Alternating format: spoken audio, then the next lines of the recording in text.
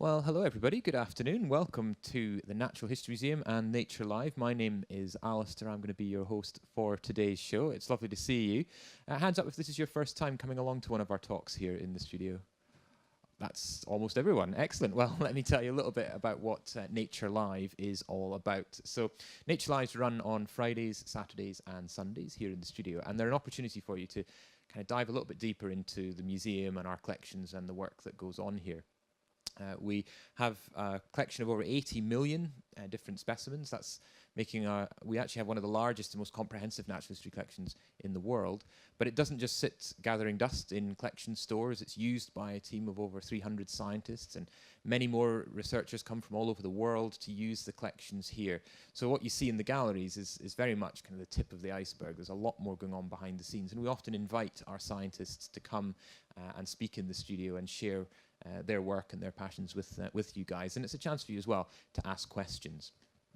However, we don't just interview our own scientists. We always invite others as well from the wider world to come and talk to us. And today I'm delighted to introduce you to a special guest. We've got wildlife photographer Paddy Scott, who's come along today to talk about his experiences as a photographer out in the field. Thanks very much, Paddy, for coming along.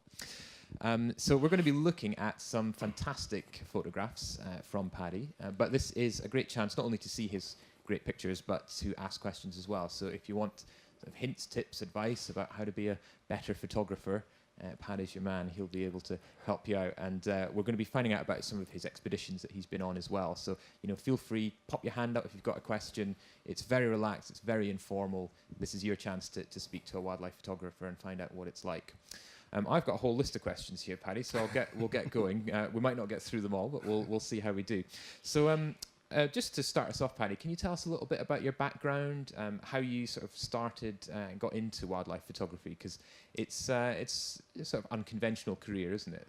Yeah, I think so. I come from quite an artistic family. My sister paints, my mother paints.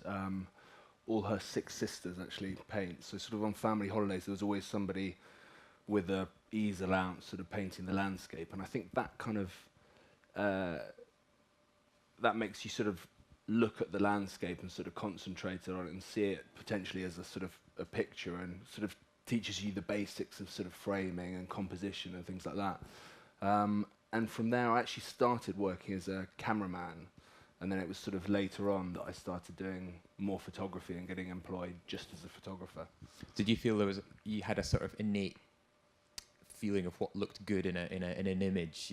Getting it the sort of the colours and the balance of objects in the photo and things like that. Do you feel that kind of come? Because we'll see when we look at the photos. It looks like you have that, but it sounds like coming from that artistic family that it sounds like it's almost an innate thing that you just thought, yeah, that looks nice. I'm going to capture that. Yeah, I think I probably find it quite difficult to switch off. I think people that I go away on holiday with or things like that find it quite annoying, because I'm always sort of seeing things and thinking that would make a great landscape and things like that. But I think, yeah, it's that basic sort of grounding in sort of colours and composition that I think if you have that, then the rest is sort of quite easy to, yeah. Fantastic. Do we have any budding photographers in the audience, or any enthusiasts that have come along today? Yeah, a few hands. I know. I'd put my hand up. I always, I've got the camera. I go out there, I take photos, and I come away, and I'm like, I never get anything that looks like this, and I don't know what it is. So we'll have to get some tips from you. But you've been all over the world as a photographer. Can you tell us some of the places that you've been? Yeah. So sort of Antarctica, Greenland.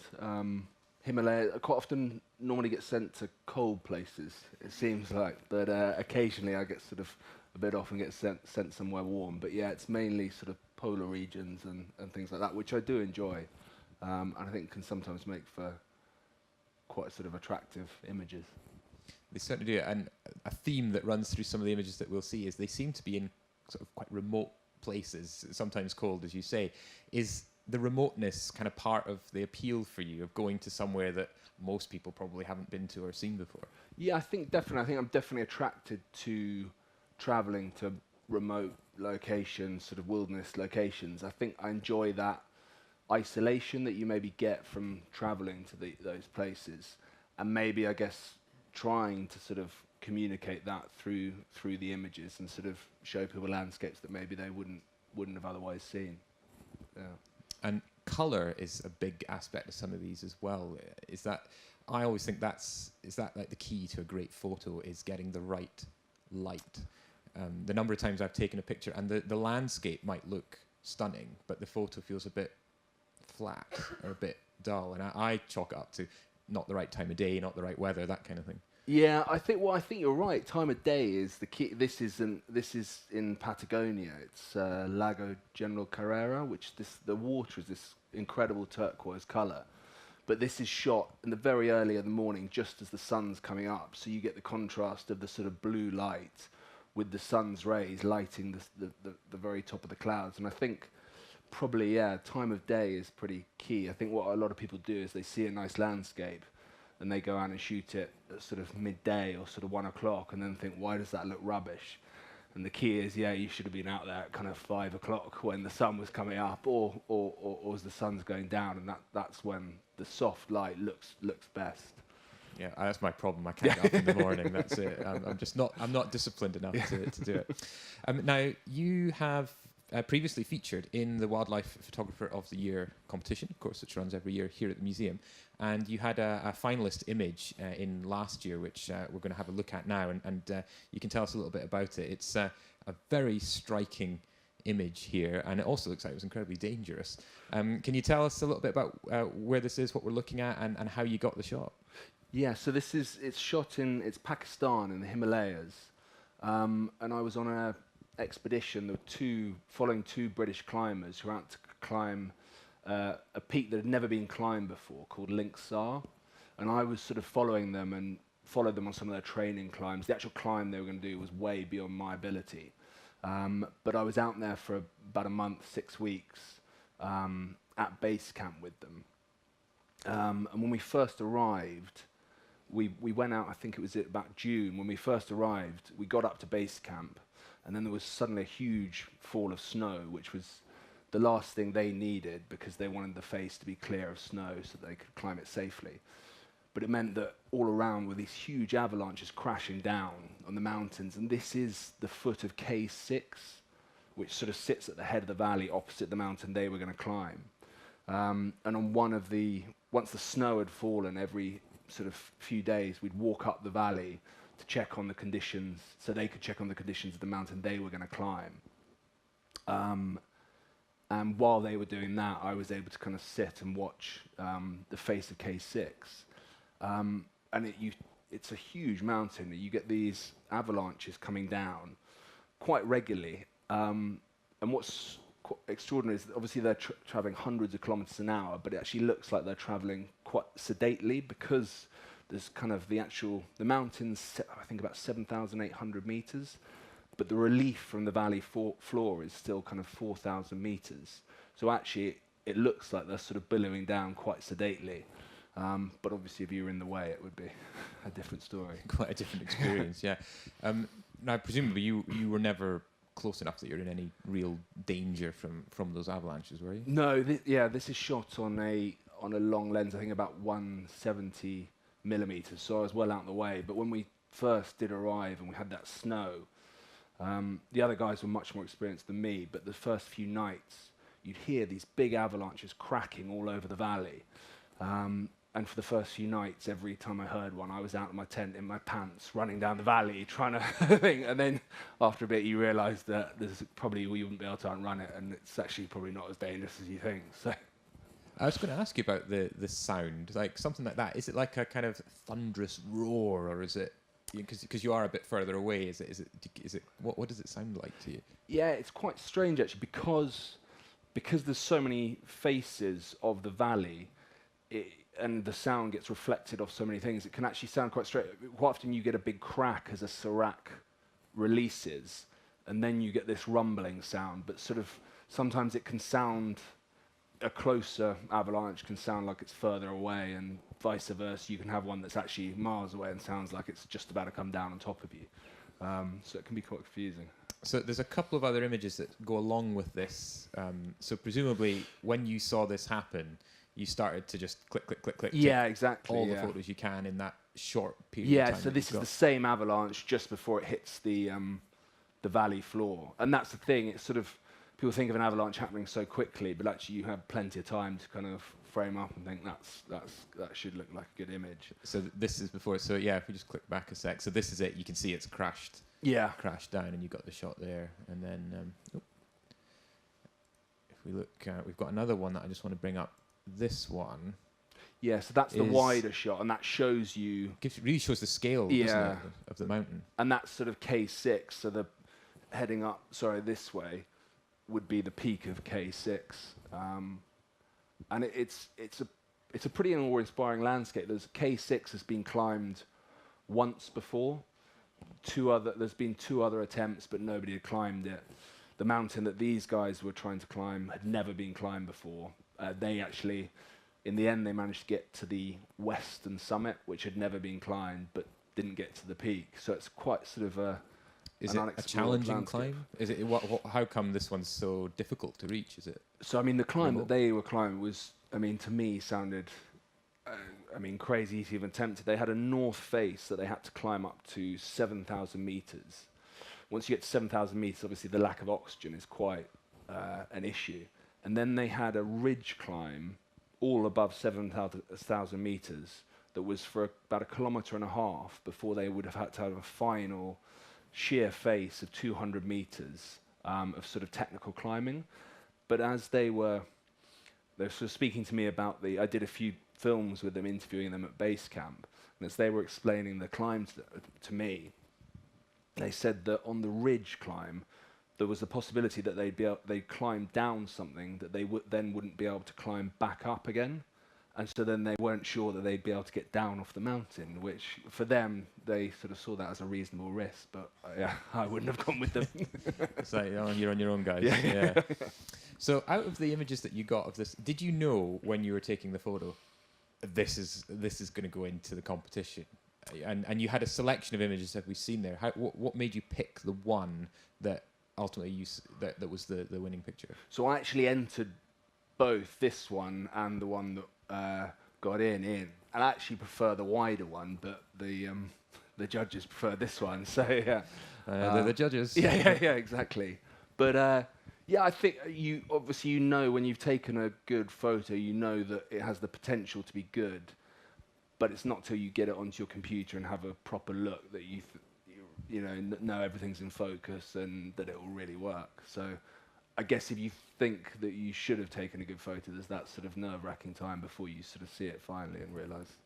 Fantastic. Well, we're going to move on and have a look at one of your other expeditions. But just before I do that, do any of you have any questions for Paddy about his photography or the winning photos that we looked at? Well, I was just going to ask, you started as a cameraman and then moved to photographer. What sort of people employ you? Good question. Yeah, so it's a real mixture. Anything from, so this expedition, it was North Face had sort of said, can you go on this expedition, follow these guys, so that we've got, sort of media to sort of promote their climb. But equally on the Antarctic expeditions, it's been sort of corporate sponsors. So it's a real mixture, sometimes magazines. It's a sort of, being freelance, you're sort of always sort of look on the lookout for it and sort of take whatever really comes. Excellent, thanks for your question. Any other ones? Yes. Can you just describe your attitude towards broadly photoshopping pictures, and is that something you approve of, and if possible, give some examples of where you might have used it, basic sort of things that we could understand? Yeah, so I actually I'm still pretty bad at Photoshop. I use Lightroom, but it's a similar thing. It's just a sort of simplified version.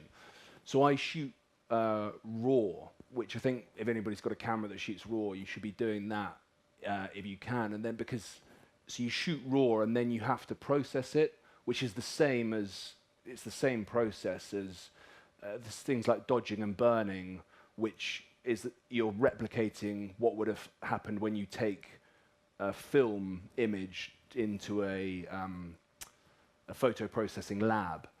And so I think what I think I'd try and adhere to the rules that you get in competitions like the Wildlife Photographer of the Year, where they basically say anything that could have been done to a film negative is allowed. So like lightening some areas, darkening some areas, doing things like that.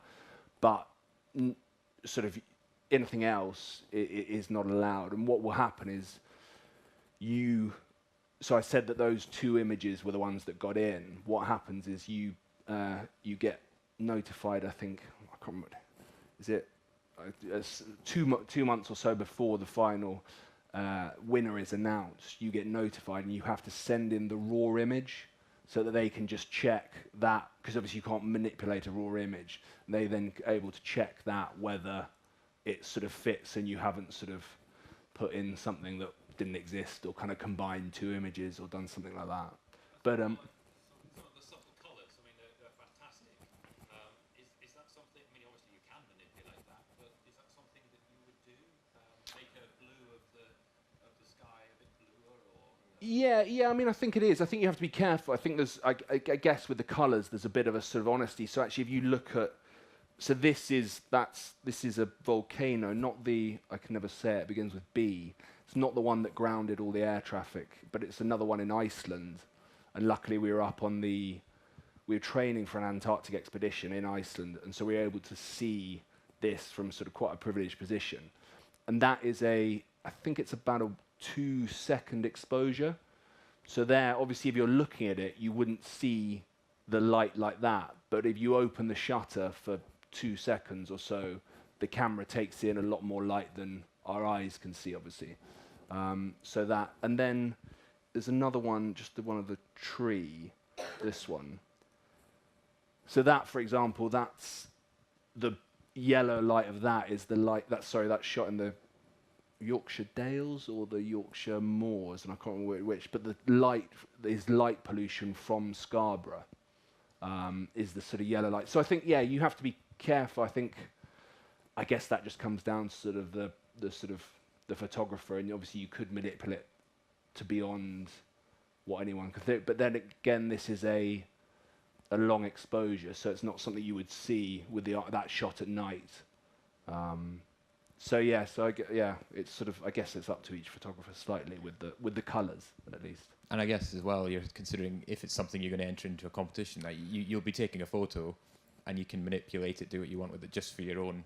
Your own kind of enjoyment. Yeah, exactly. But if you, as you say, if you're entering something like the Wildlife Photographer, you're right. Well, it needs to adhere to these rules.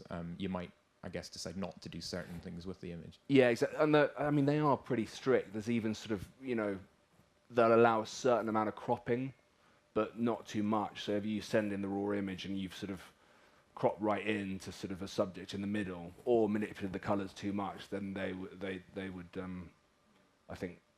What's the word? It would be sort of not allowed in the competition.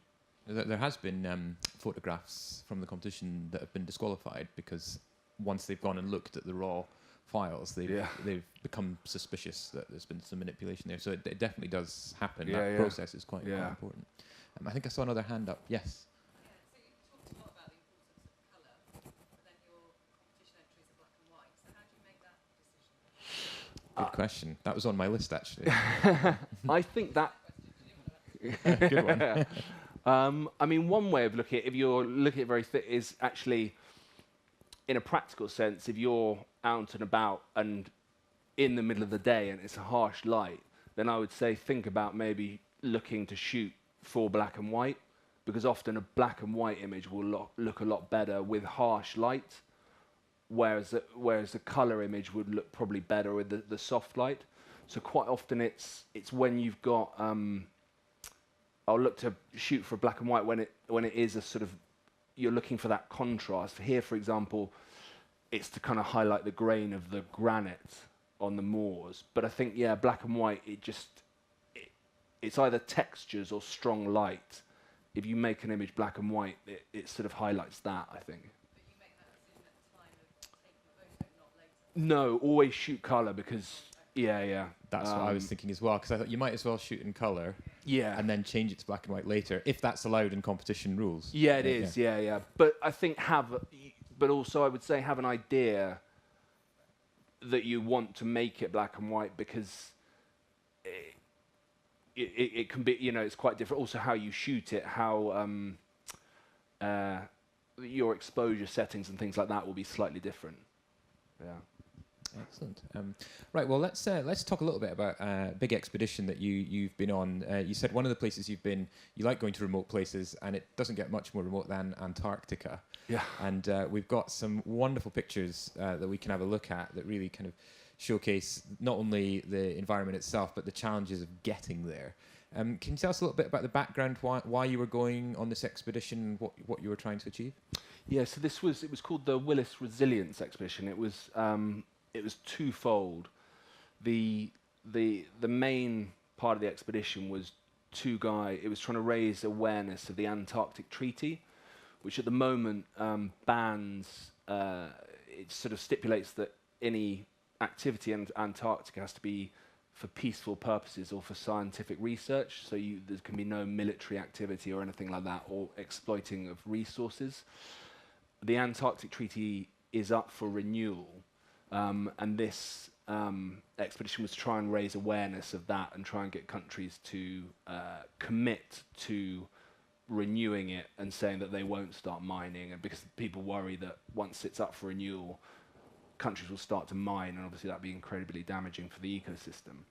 And then secondly, to raise awareness of that, two guys were trying to get a speed record of skiing from the coast to the pole. And then on the way over there, driving to where their start point was, we took ice core samples at different points to try and get a better understanding of how climate change is affecting the interior of Antarctica. Because I think a lot of work has been done on icebergs breaking off and ice shelves breaking off around the coast, but less work has been done on the interior of Antarctica. So we've got, we'll talk through some of the images. We've also got some videos of that you've taken while you're out there. Let's have a look. So you mentioned some of the research going on the ice core samples. I think we've got a video of that we can show.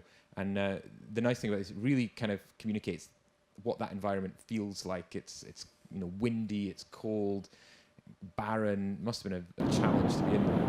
Yeah, this is trying to drill out the ice cores, which is quite hard work. They're trying to get that drill 2 meters into the. You're doing it by hand as the well. Ice. Yeah, all by hand. Obviously it's not always like that, but when the weather's like that, it was a bit of a struggle. Do you ever feel like, so you're filming these guys doing that? Do you ever feel sort of guilty of like, I'm just going to stand here, you guys carry on, you know? No, I just shout encouragement. Come on, put your back into it. Fantastic. Now, one of the things that strikes me when we look at some of these images is how flat the landscape is, and it just seems to go on forever and ever and ever, dominated by white. How does it feel if that's the thing that you're seeing for days or weeks on end? Does that sort of mess with your head a bit?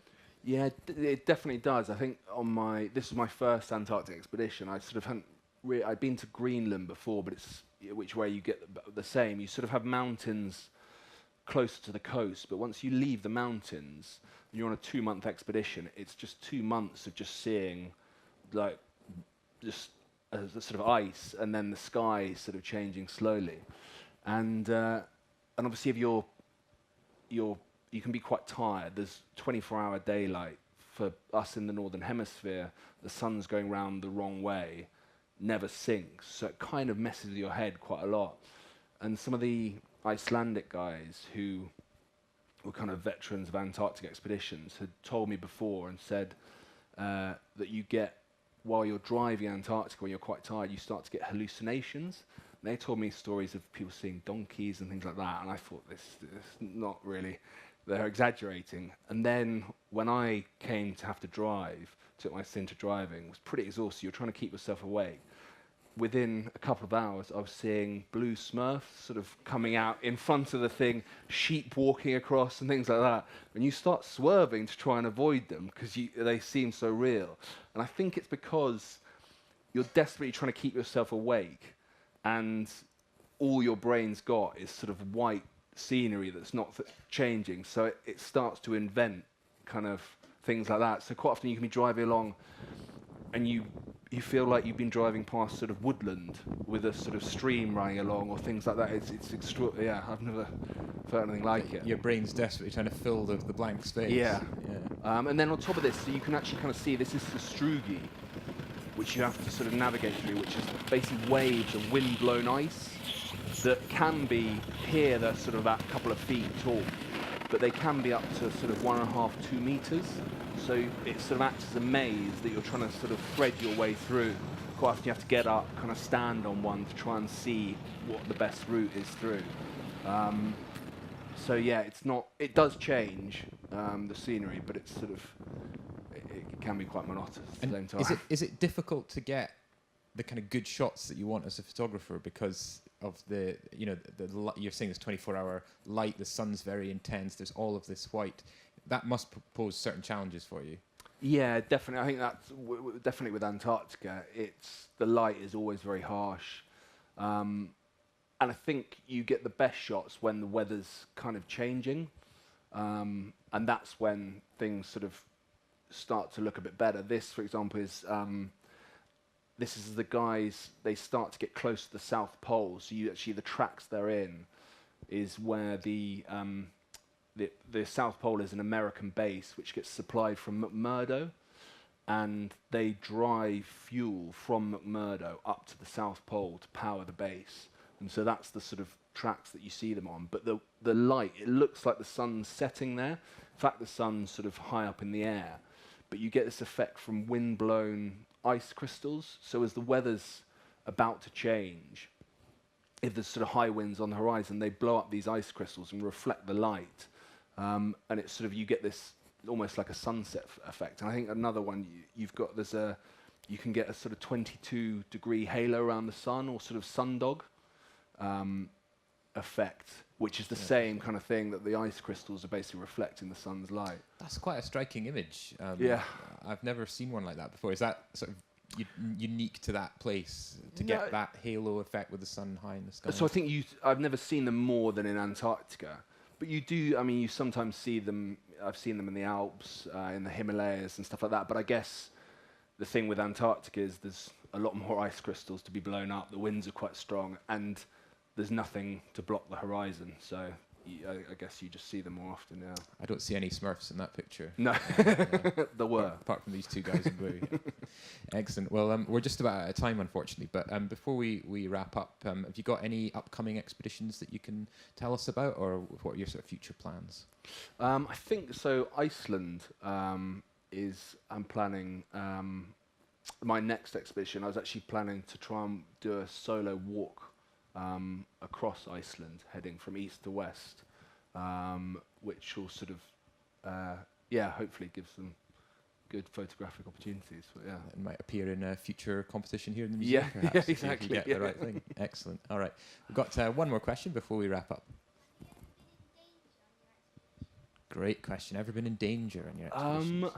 I think there's probably always an element of some danger. I think Antarctica, the crevasses is the big worry. So whenever you're going anywhere, you get these huge crevasses which don't behave like normal crevasses. On a normal mountain, you can kind of predict where the crevasses will be, but in Antarctica they can run at right angles to each other and be huge. So you're always slightly worried. But I think with any expedition, like the avalanches in the beginning of the Himalayan expedition, you're very worried about at the beginning. Or polar bears in Greenland. I remember waking up every night thinking, I'm sure I heard a bear, for the first 5 days. And then after about 3 weeks, someone says, I heard a bear. And everyone goes, oh, no. So I think you just get used to it after a bit. You adapt. Yeah. Yes, excellent. Well, thank you so much, Paddy, for chatting to us, and all the best for your future expeditions and photographic endeavours. And thank you guys for coming. If you've got any questions you'd still like to ask Paddy, he'll be here for a few more minutes. So do come down to the front and get any photography tips if you'd like. But thanks for coming, and enjoy the rest of your day. Thank you very much. Thank you.